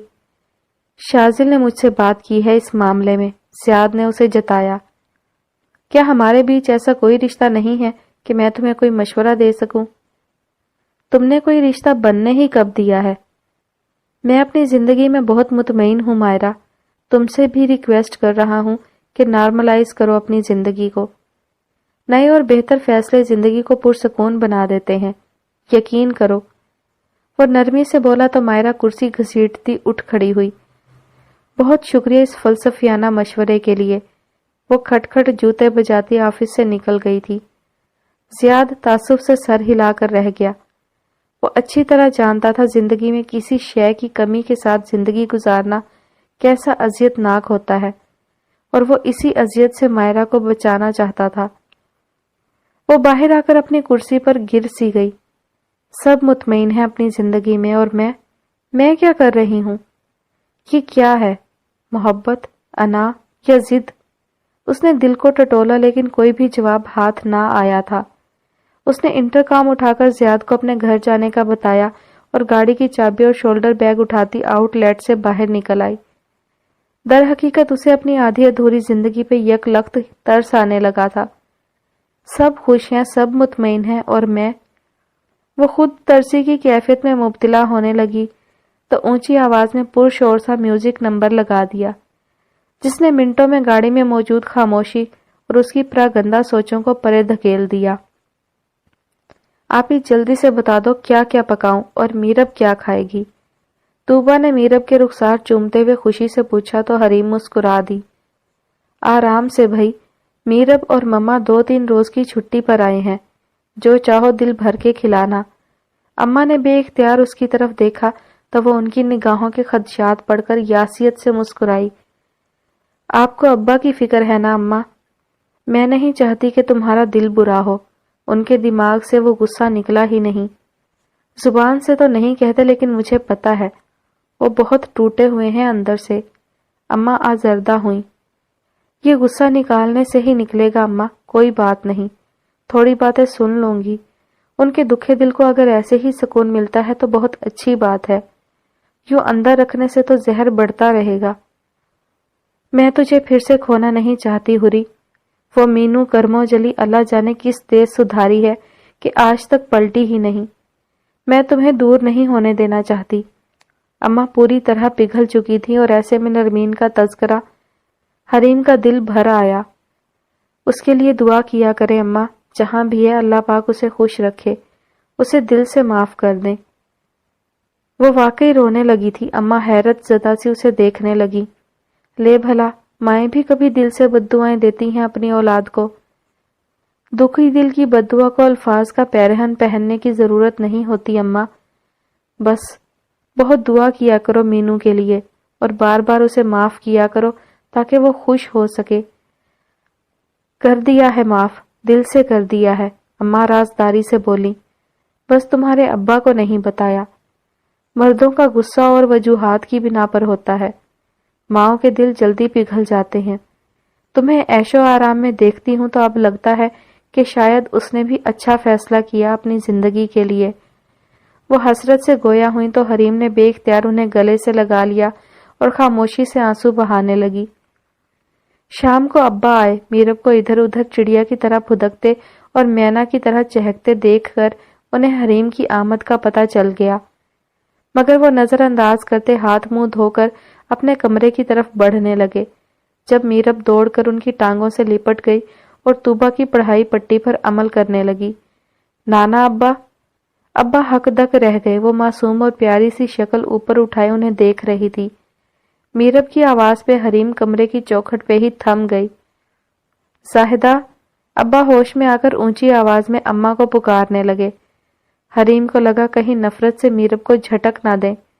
وہ تیر کی سی تیزی سے ان کی طرف لپکی۔ السلام علیکم ابا۔ اس نے میرب کو گود میں اٹھاتے ہوئے سلام کیا تو وہ چپ چاپ اندر چلے گئے۔ حریم نے مسکراتے ہوئے میرب کا رخسار چوما اور کچن سے جھانکتی طوبہ کو تنبیہی نظروں سے دیکھ کر نفی میں سر ہلایا۔ ابا کے خاموش طرز عمل نے حریم کو بے فکر کیا۔ وہ اس سے ناراض تو تھے لیکن اندر ہی اندر اس کے آنے پہ انہوں نے کوئی اعتراض نہیں کیا تھا۔ اب وہ آسانی سے 2 دن یہاں رہ سکتی تھی۔ وہ مطمئن ہو گئی۔ میرب کا ویسے بھی یہاں بہت دل لگتا تھا۔ طوبہ کے ساتھ سارا دن کھیل کر تھک کر گہری مزے کی نیند سوتی تھی۔ ایک حریم ہی تھی جس کا دل بے چین و بے قرار تھا۔ آج صبح سے ہی اس کی طبیعت بیزار تھی اور دل بھر آ رہا تھا۔ زیاد نے ان 2 دنوں میں ایک بار بھی اس سے رابطہ نہیں کیا تھا۔ رات کھانا کھانے کو دل نہیں کر رہا تھا۔ صبح خالی پیٹ ہی اسے ابکائیاں آنا شروع ہو گئیں اور ساتھ ہی الٹی ہو گئی اور منہ کا ذائقہ کڑوا ترین ہو گیا۔ طوبہ نے جلدی سے انڈا ابالا اور چائے کا مگ بنا کر دیا۔ سردی لگ گئی ہے شاید، ابھی تو بمشکل ٹھنڈی ہوائیں چلنا شروع ہوئی ہیں، سردی تو آگے ہے۔ وہ مسکرائی۔ ڈاکٹر سے دوائی لے آنا، یہ چکر آنا صحیح نہیں ہے، کمزوری جو ہو رہی ہے تمہیں، اماں نے کہا تو اس نے سر ہلا دیا۔ در حقیقت وہ ڈاکٹر کے پاس جانا چاہ رہی تھی۔ دل خراب ہونے کے ساتھ یوں سر چکرانے کا عمل اس کے ساتھ پہلی بار ہو رہا تھا۔ مبارک ہو، شی از پریگننٹ۔ ڈاکٹر نے اس سے 2-3 بنیادی سوال پوچھنے کے بعد کچھ ٹیسٹ کیے اور واپس آ کر اپنی نشست پر بیٹھتے ہوئے خوشخبری سنائی۔ اماں نے ناسمجھی کیسے انداز میں پہلے ڈاکٹر اور پھر حریم کا چہرہ دیکھا جو خود بے یقینی کی کیفیت میں دم بخود سی بیٹھی تھی۔ ماں بننے والی ہیں یہ، ایسے میں سر چکرانا اور الٹی آنا نارمل ہے۔ اپنی خوراک ٹھیک رکھیں اور باقاعدہ ماہانہ چیک اپ کرواتی رہیں۔ ڈاکٹر نسخے پہ پین گھسیٹتے ہوئے روایتی جملے بول رہی تھی جبکہ حریم کا دماغ سائیں سائیں کر رہا تھا۔ اب جبکہ شاید رشتے ٹوٹنے کا وقت قریب تھا، ایک نیا رشتہ ان دونوں کے بیچ گرہ کی صورت آ گیا تھا۔ زیاد کا رد عمل سوچ کر ہی اس کا دل ڈوبنے لگا۔